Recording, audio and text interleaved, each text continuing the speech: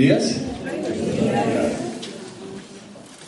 Siempre para mí es un placer predicar, pero personalmente pensar en Semana Santa, un día como hoy, hacia esta hora estaban clavando a Jesús en la cruz. Eso a mí me mueve algo por dentro. Poder recordar la cruz 2000 años después, precisamente el mismo momento en que nuestro Salvador estaba allá. Por ti, por mí. Eso para mí es algo muy poderoso. Así que, ¿qué les parece si por un momento antes de la enseñanza, de reflexionar en los susurros de gracia que nos sigue dando la cruz, le damos gracias a nuestro Señor por lo que hizo por nosotros? Señor Jesús, gracias. Hoy nos acercamos a la cruz y solo podemos decir gracias. Gracias por lo que hiciste por nosotros. Gracias por haber sufrido la traición, el abandono, la angustia, el temor, el dolor por nosotros, Señor. No lo merecíamos. Tú que eres santo, perfectamente santo, Señor. Tú no debías haber hecho eso, pero lo hiciste. Gracias. Permítenos acercarnos hoy a tu cruz y que nuestro corazón sea transformado. Más que un análisis, queremos derramar nuestro corazón delante de ti y pedirte que los cambies, que transformen nuestra vida, que no solo tengamos una Semana Santa, sino que tengamos una vida santa por lo que tú hiciste en la cruz. Gracias por este momento precioso, Señor. Gracias por poder estar ante ti. Oramos en tu nombre. Amén. Muy bien. Quiero mostrarles dos elementos y ustedes me dirán en qué se diferencian aquí. ¿Listo? Estos son los dos elementos. A la izquierda de ustedes está el barro, a la derecha la cera. ¿En qué se diferencian la cera y el barro? Porque algunos de hecho tienen el color muy similar, ¿no es cierto? Ciertas ceras tienen color muy similar al barro. ¿En qué se diferencia? El barro se deja moldear, sí, eso es una parte. La materia que está dentro. Bueno, la constitución química de cada uno de esos elementos es diferente. La reacción frente al calor, frente al sol, es diferente. ¿Qué pasa si tú pones la cera al sol? Se derrite. ¿Qué pasa si pones el barro al sol? Se endurece. Se endurece. Uno de los predicadores más grandes que ha existido, ese man sí predicaba bien, se llamaba Charles Spurgeon, dijo lo siguiente respecto al Evangelio y usando esta analogía. Dijo, el mismo sol que derrite la cera endurece el barro. Esto como la ilustración para decir, el mismo Evangelio que lleva al arrepentimiento a unos, lleva al endurecimiento a otros.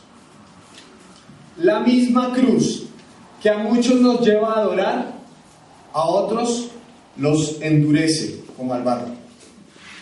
Entendimos ahí perfectamente la ilustración. Ahora uno pregunta ¿por qué? ¿Por qué si es el mismo Evangelio? ¿Por qué si es la misma cruz? Respondemos de formas tan distintas. Y uno de esos momentos es el sufrimiento, ¿no es cierto? Todos conocemos personas, o quizás ustedes mismos sean personas que se acercaron al Evangelio solo hasta que tuvieron un dolor muy profundo, hasta que tuvieron el agua hasta el cuello, ¿no es cierto? ¿Qué pasó ahí? Se derritieron como la cera. Pero también conocemos personas que sufren profundos dolores y le dan la espalda al Señor, ¿no es cierto? ¿Por qué? ¿Qué pasó? Se endurecieron como el barro. Hoy vamos a estar viendo por unos minutos, creo yo, la historia que mejor ilustra estas dos posiciones. Al lado de la cruz había otras dos cruces, en el Calvario había 3 cruces. Y lo que hicieron estos dos bandidos que estaban crucificados al lado de Jesús nos muestran cómo alguien puede endurecerse ante la cruz y cómo alguien puede derretirse ante la cruz. Leamos el texto, está ahí en sus bosquejos, Lucas capítulo 23, versículos 39 al 43. Uno de los criminales allí colgados empezó a insultarlo. ¿No eres tú el Cristo? Sálvate a ti mismo y a nosotros. Pero el otro criminal lo reprendió. ¿Ni siquiera temor de Dios tienes, aunque sufres la misma condena? En nuestro caso el castigo es justo, pues sufrimos lo que merecen nuestros delitos. Este, en cambio, no ha hecho nada malo. Luego dijo: Jesús, acuérdate de mí cuando vengas en tu reino. Te aseguro que hoy estarás conmigo en el paraíso, le contestó Jesús.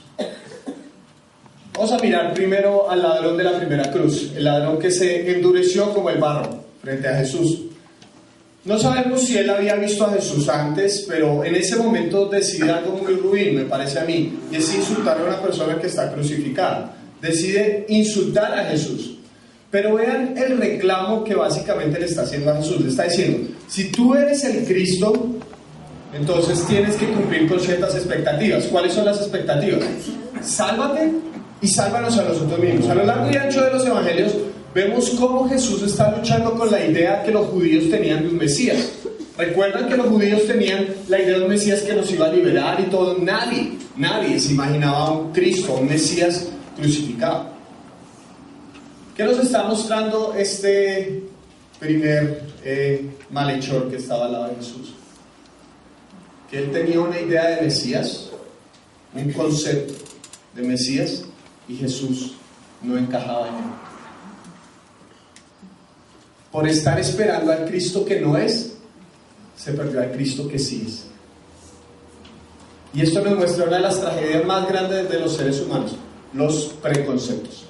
Porque todos tenemos preconceptos, todos tenemos ideas de cómo debería ser la vida, ideas de cómo deberían ser las personas, ideas de cómo deberían ser las relaciones, incluso ideas de cómo debería ser Dios, ideas de si Dios es así, tiene que hacer esto. Por eso cuando vamos a la Biblia, una de las grandes luchas que tenemos es que la Biblia rompe con muchos de nuestros preconceptos. A Dios no lo podemos domesticar, a Dios no lo podemos meter en una caja. Muchas veces con Dios tenemos que decir cosas como, no sé. Dios no se puede pronosticar, prever. Por eso muchos de nosotros leemos la Biblia selectivamente, ¿no es cierto? Y tenemos libros favoritos y versículos favoritos, y están recontra ultra rayados en la Biblia, con anotaciones en blanco, verde, amarillo, rojo. Pero otros textos que dice el Señor, no, yo sigo leyendo mi textico, Salmo 23, ya lo tenemos amarillo, ¿sí o no? Amarillo en la Biblia, Salmo 91, ya no lo sabemos, pero otros textos, no. Somos muy selectivos a veces en nuestra forma de acercarnos a Dios. Muchas veces nos perdemos al Dios que sí es por el Dios que nos imaginamos. Ahora, yo quiero que noten también que este ladrón o este malhechor, en su petición a Jesús o en su reclamo a Jesús, está mostrando también una idea muy clara de cómo debería ser Jesús. Me explico. Él está usando a un Cristo, a un Señor instrumental. Es decir, si tú eres el Cristo, entonces hazme un favorcito, y es: sálvate y sálvanos a nosotros mismos. ¿Les parece eso lógico? ¿Tiene eso sentido? Si Jesús es el Cristo, y lo es, si Jesús es el Mesías, ¿qué deberíamos hacer? ¿Pedirle favores? ¿Qué deberíamos hacer? Adorarlo. El problema es que esta historia no pasó hace 2000 años, el problema es que esta historia se sigue repitiendo hoy. Nos acercamos a Dios como un instrumento. El problema de la religiosidad cotidiana es que usa a Dios para alcanzar algo más. Si yo le doy a Dios, si yo tengo a Dios, entonces Él me va a dar esta casita. Si yo tengo a Dios, si me acerco a Dios, Dios me va a dar esta relación. ¿Ven lo que está pasando? ¿Ven la tragedia de la religiosidad cotidiana? La tragedia del evangelio de la prosperidad es que le dice a las personas, Cristo es un medio para alcanzar un fin más grande. Pero ¿qué nos enseña la Biblia? Nos acercamos a Dios por Dios. Nos acercamos a Cristo por Cristo. Nos acercamos a Él por absolutamente nada más que Él. Si Jesús es el Cristo, ¿qué más necesitamos? Por favor, muchos de nosotros nos resentimos con Dios, unimos nuestra voz al insulto de este hombre diciendo, Dios, tú no eres Dios porque no me has hecho el favorcito, por favor. ¡Qué tragedia! Tener al frente a Dios y no caer postrados y adorar, sino más bien reclamar. ¿Cómo sabes que tienes un corazón endurecido? Porque te pasas más tiempo reclamando que adorando.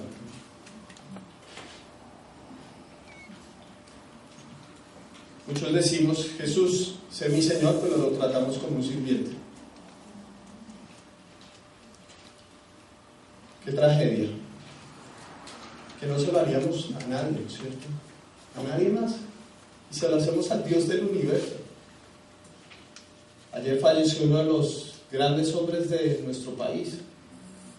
Yo me pregunto qué hubiera pasado si Gabo hubiera entrado por esta puerta. Todos hubiéramos volteado, ¿sí o no? Yo le hubiera pedido un autógrafo, una vaina, ¿sí o no? Le hubiéramos dicho, oye Gabo, ¿me alcanzas un vasito de agua, hermano? Qué pena.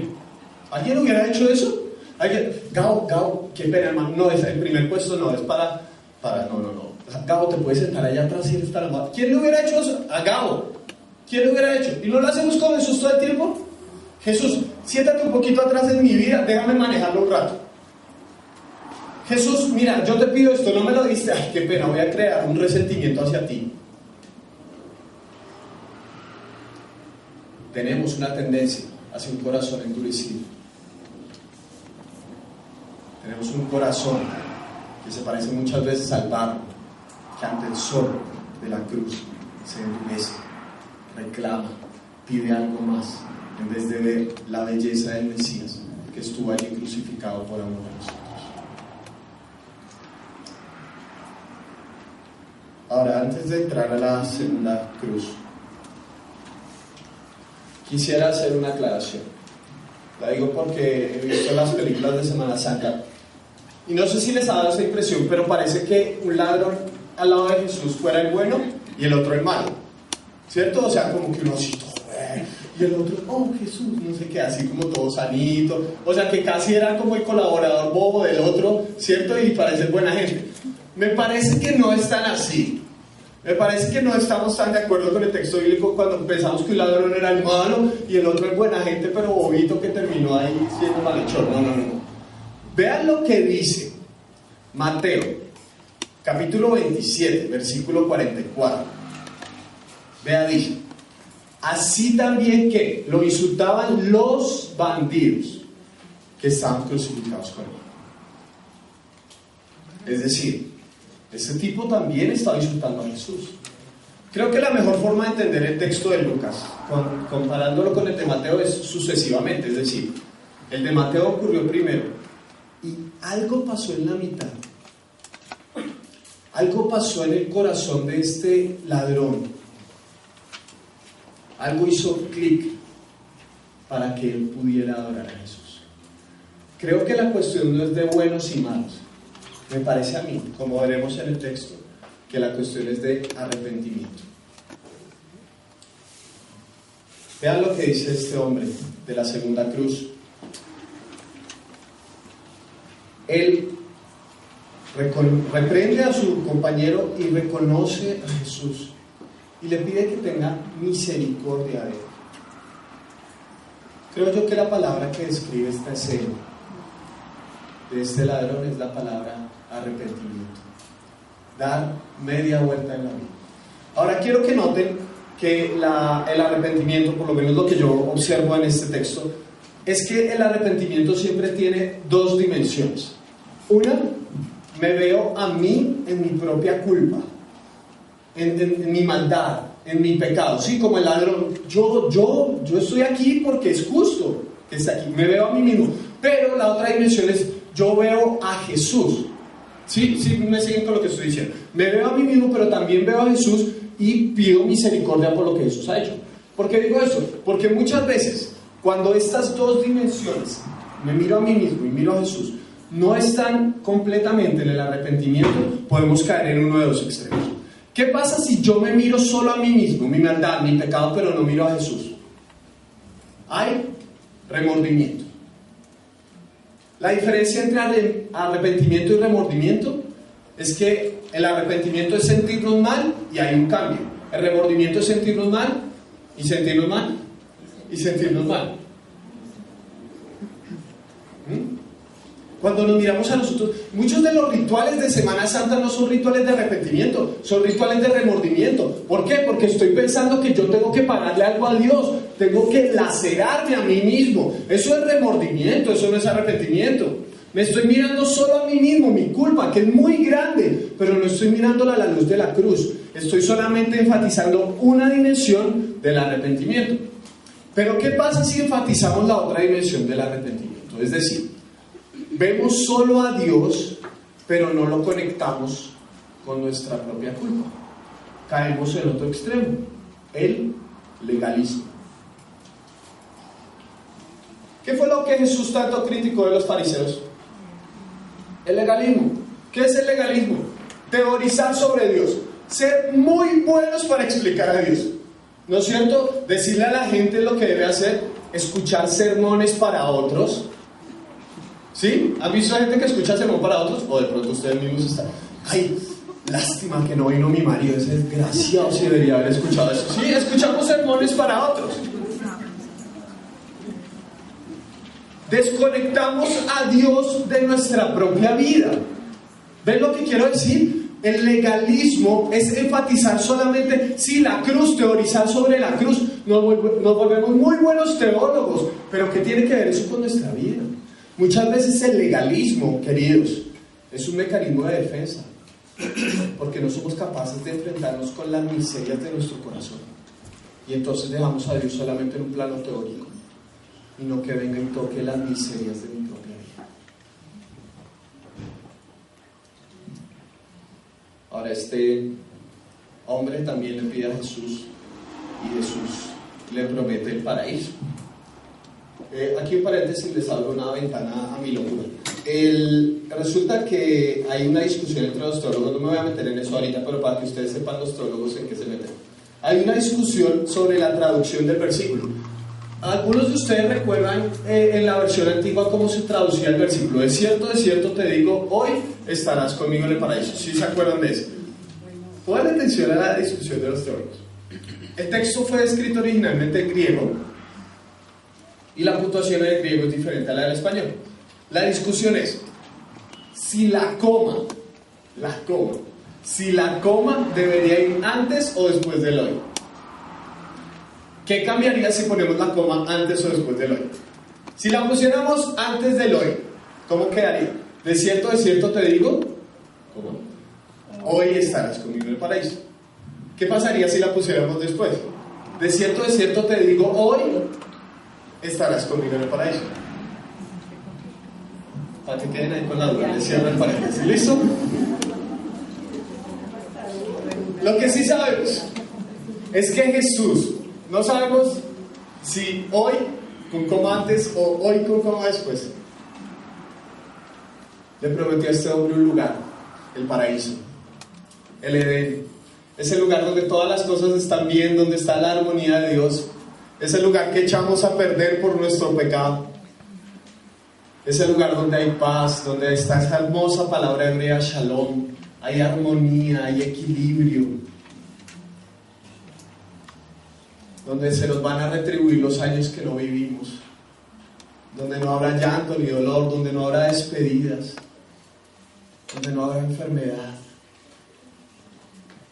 Se le promete a este ladrón, a este malhechor, se le promete una desbordante gracia.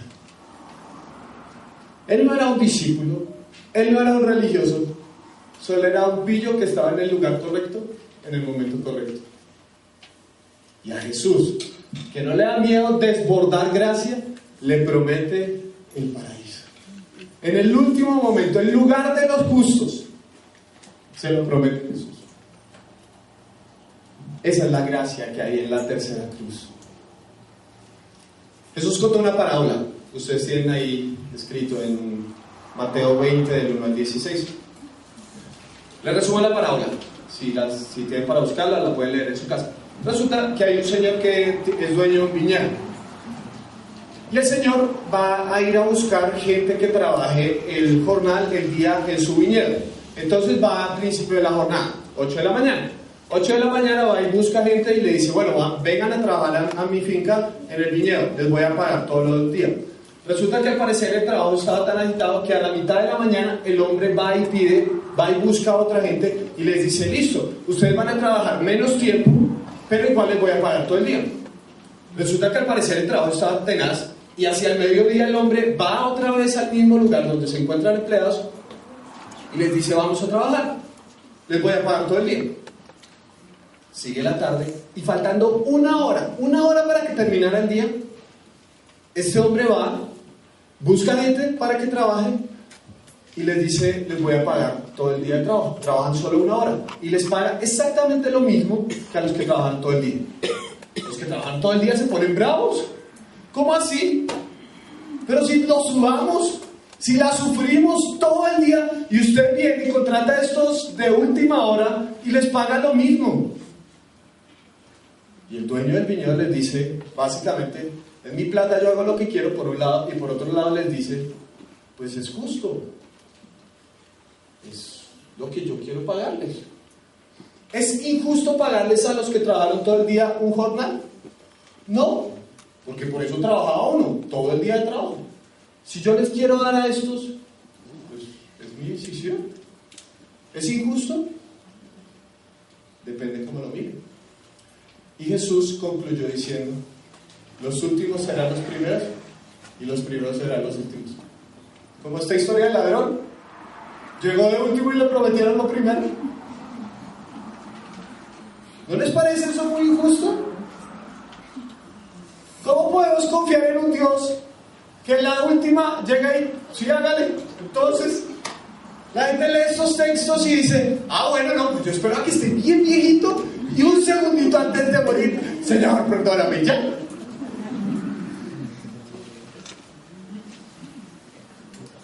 Depende cómo miren la historia. Esta foto que ven aquí es del equipo campeón, La Colina. Quedamos campeones del campeonato que hicieron hace tiempo. Vean, aquí está la medalla y todo. ¿Sí? Les cuento el trasfondo de esa foto. A mí me habían invitado a ese campeonato. Básicamente lo que tocaba hacer era pagar una parte, el equipo pagaba, y eso cubría una cantidad de partidos. Si tú ganabas más partidos, jugabas más tiempo, ¿no es cierto? Y el que ganaba al final, pues se ganaba la medallita y una plata, que a mí no me dieron. Bueno, entonces les cuento la historia. A mí me dijeron, pero durante ese mes que se jugaba el campeonato yo no podía jugar. El último día, el día de la final, se acerca la estrella del equipo, Camilo Gómez, y me dice, Miguel, ¿quieres jugar? Porque estaba lesionado el hombre. Es que los grandes se lesionan en el último momento, ¿no es cierto? Entonces, se lesiona en el último momento, me dice, Miguel, ¿quieres jugar? Ese día yo podía jugar, entonces le digo que sí. Jugué ese partido. El partido llegó hasta penaltis. Tiré un penalti. Jugué gratis.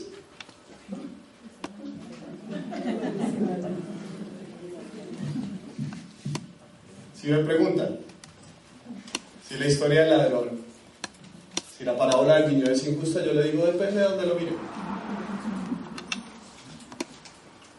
Tengo la impresión de que los cristianos, cuando leemos este texto del viñedo o este texto del ladrón, somos muy condescendientes con nosotros mismos, porque pensamos que nosotros fuimos los que llegamos de primeros. ¿Quién le dijo eso? ¿Usted ha hecho la mitad de lo que ha hecho Pablo? ¿Sí? ¿Usted ha hecho la mitad de lo que hizo Pedro? Aquí luchamos para levantarnos un domingo temprano para llegar a tiempo. Hemos hecho lo mismo que hizo Juan. Dígame, nosotros llegamos de primeros. Hemos sido los que más hemos trabajado. Somos muy buenos para leer ese texto y pensar que somos los que más hemos hecho. Pero no es así. Nosotros somos los que jugamos el último partido y se nos dio la medalla. Somos el que llegó a última hora y se le pagó lo mismo que a nosotros. Somos como ese ladrón que al lado de la cruz Jesús le prometió el paraíso, aunque no había hecho nada. Nosotros somos los últimos que se nos ha tratado como primeros. ¿No les derrite eso el corazón? Oremos.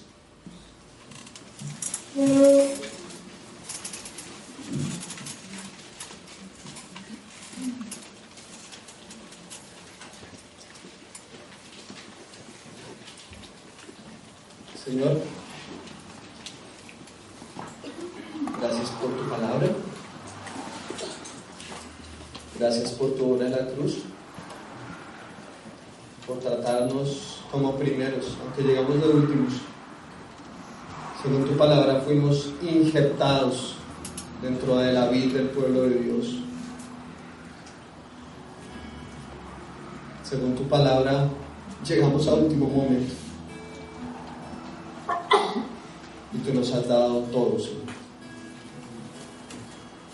Perdónanos por endurecer nuestro corazón y pensar que tenemos derecho a hacer exigencias cuando ya te tenemos aquí. Ayúdanos, Señor, a vernos a nosotros mismos a la luz de la gracia, a la luz de la gracia que hay en esa cruz, que nos promete el paraíso a los que hemos hecho el mal. Permítenos leernos a la luz del madero, donde nuestro Salvador murió por nosotros los injustos, y ayúdanos a vivir en esa perspectiva. Gracias, Señor, por habernos tratado como primeros, aunque llegamos de últimos. Amén.